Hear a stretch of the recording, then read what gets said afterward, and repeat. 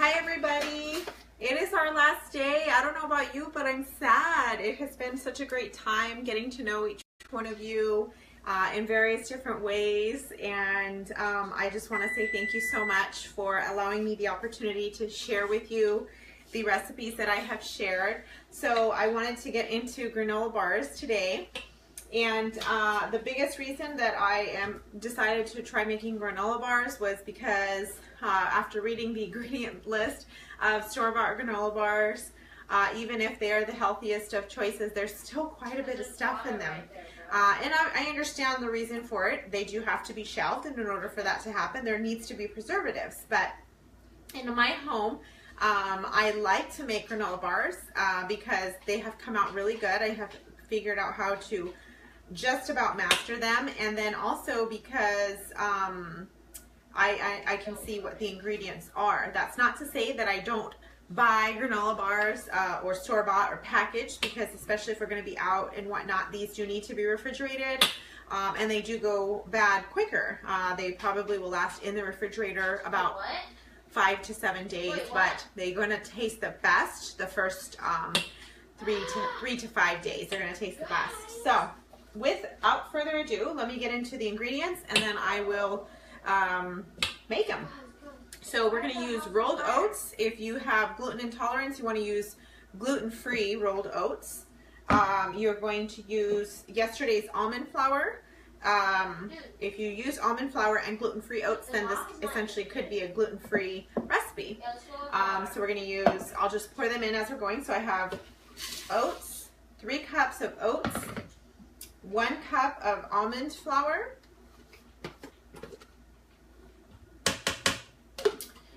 I'm going to mix all my dry in here, and then I'm going to mix my wet ingredients here. Sorry, I don't know the recipe by heart. So funny story, as far as ripened bananas go, I had all my bananas frozen, and then I absent-mindedly used one of my 2 bananas in my shake this morning. Can you believe that? So I have 2 bananas, or I have 1 banana that I am I guess heating up because it was frozen, with my butter also. So baking soda, 1 teaspoon, and of course I forgot my little teaspoon, so I'm sorry. I'm going to grab that real quickly. If you didn't tell us, we probably would have, this house would have been destroyed.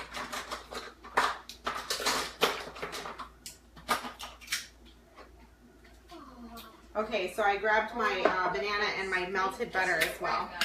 Okay, so baking soda is 1 teaspoon of baking soda. It's my secret hideout. Okay. And if you would like it to be chocolatey in flavor, then you can do pure cocoa powder, and you would go with Let's go. Tablespoon of that. I'm gonna go with a tablespoon of that. I'm also, if you use any powder, I use Shakeology for our powder of choice because it is more than just a protein powder. I've done my research and found that it has over 70 superfoods, 20 plus vitamins, so it takes place of any like multivitamin or anything, even prenatal when I was pregnant. So I personally use what's called Shakeology, and I have that here in my tub. And I'm going to use a 1/2 scoop of that. I'm going to add that into here. But you could use whatever powder you would like, or if of course you wanted more information or a Shakeology sample, let me know. I can provide that to you. And then also you can do peanut butter, and you could do powdered peanut butter, or you could do peanut butter, which just reminded me, I'm going to grab my peanut butter. The reason I'm going to use actual peanut butter instead of my powdered peanut butter is because of not having enough banana. So please forgive me for not giving you the adequate recipe. I will provide you with the actual recipe. But this is the neat thing about the homemade bars, is they're very forgiving, and you could improvise where needed. Come on, Laura. Can you open the So let me go ahead and pour. The reason I use powdered peanut butter over actual peanut butter is because we use a lot of peanut butter here in the house. I use it for like celery and apples, and then of course peanut butter and jelly sandwiches. And so it goes really quickly, so I find the peanut butter powder is very helpful for things like this, unless of course I forget that I need them. Okay, so we're gonna go with our, I'm gonna just slide this in here so that you can see what I'm doing. We're gonna go with our soft ingredients. So here I have my melted butter because I forgot to soften my butter. And I have my, yes, I have my thawed banana here. So I'm just gonna pour those into here. That way I can blend them together. The way I can make sure that all my stuff is evenly mixed is by just blending it all together. You can use coconut oil in place of butter if you wanted to keep this a plant-based ingredient or plant-based recipe. So I'm just going to do a scoop of this. It's probably more than I need. Of peanut butter. So you kind of want like a heaping tablespoon.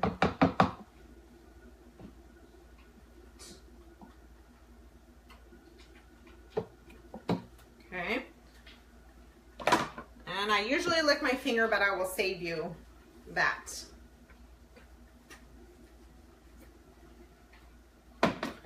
All right. So we have our banana. You want 2 bananas. And softened butter. I use a ½ cup of butter, so a stick of butter. We need a teaspoon of vanilla.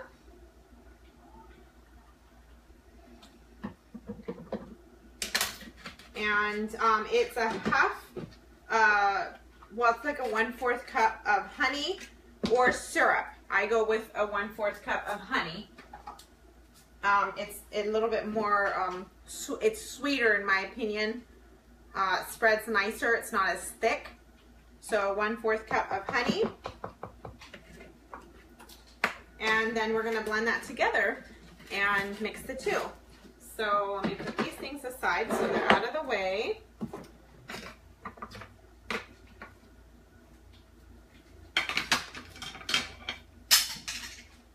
Okay. So I'm going to mix this up here in my NutriBullet. Wash these guys off.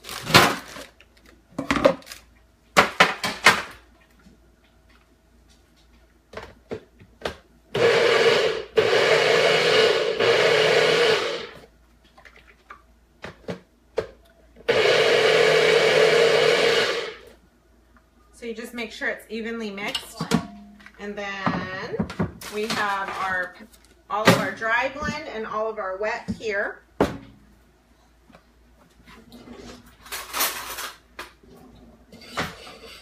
So I'm mixing all of my dry ingredients here, just like I mixed my wet. You can also add in, if you wanted to do raisins or peanuts or walnuts, obviously make sure they're kind of smaller or broken up. I'm going to add in chocolate chips for my boys. You could, I buy mine in bulk usually, but I had a friend who had too many chocolate chips, so she gave me hers, so those are the ones I'm using. But of course you can be choosy with the brand or the ingredients that you buy as far as chocolate chips as well. Try to limit sugar intake for the children and things like that. That's my heart and soul, but I also like to have them enjoy life too. So try to keep everything balanced. All right, so I have my dry mixed, and now I'm going to mix in my wet.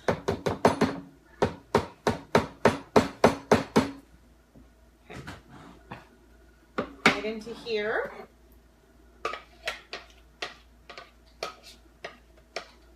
I got my spatula. I just realized I forgot to grab that too. Okay. Isn't that interesting when you're in the middle of doing something, you know, that's when your nose starts itching or your head. So I'm just mixing my dry and my wet together. Having the banana helps to keep things softened. So you want a nice moist base for it to bake with. And so I know you can't really see, I'm trying to show you as I'm mixing, but I promise you I will show it all afterwards. This is definitely one of those ones that you are going to get your hands dirty. So I've just about mixed it as much as I can with the spoon, and now I'm going to go ahead and use my hands. What you will do here at this point is you're going to wet your hands a little bit so that the oats don't stick to your hands. So you just make sure it's all mixed together.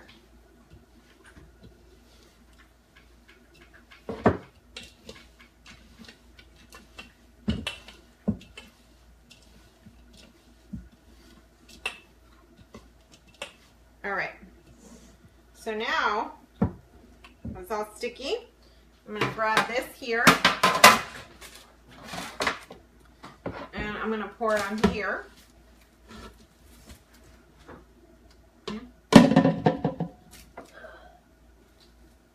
Oh, you can't really see here.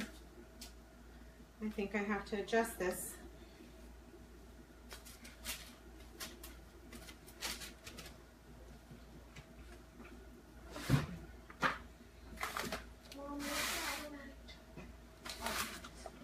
You can take, yeah. Let me adjust this a little bit so you can see a little bit better. Sorry, guys. Put this here.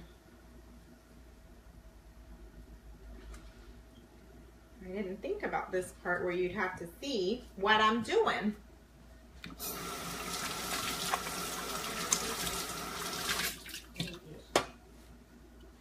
What is it, son? I was using these and I forgot to take them off. Well, it looks like he's using them now. Well, if I take these off, I can't hear. No, this. Take this off and... All right, so now you can see what I'm doing, and I'm gonna just moisten my hands. Can you help him make sure the sound is on, son? Thank you.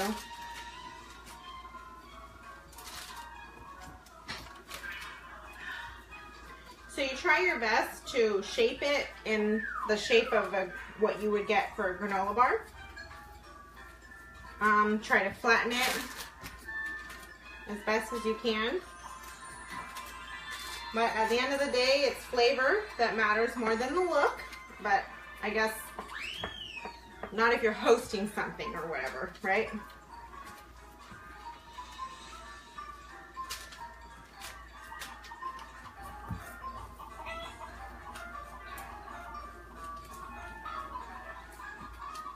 So yeah, so you just use a little bit of water to spread it around, and then you try to flatten it as best as you can so that they're not too thick of bars.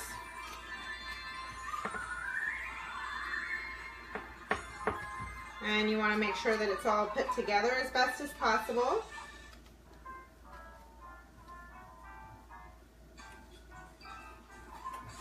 Okay, that's as best as I can. It's kind of all together. Let me just rinse off my hands. And then as far as chocolate chips, I'm going to use probably about a half cup.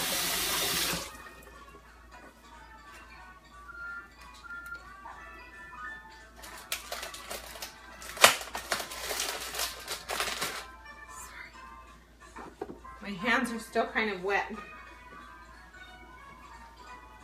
Okay. So these are kind of tiny. I probably should have mixed them in before laying it out here. Make sure you can see what I'm doing. So I'll just kind of spread them around and then poke them in, push them in.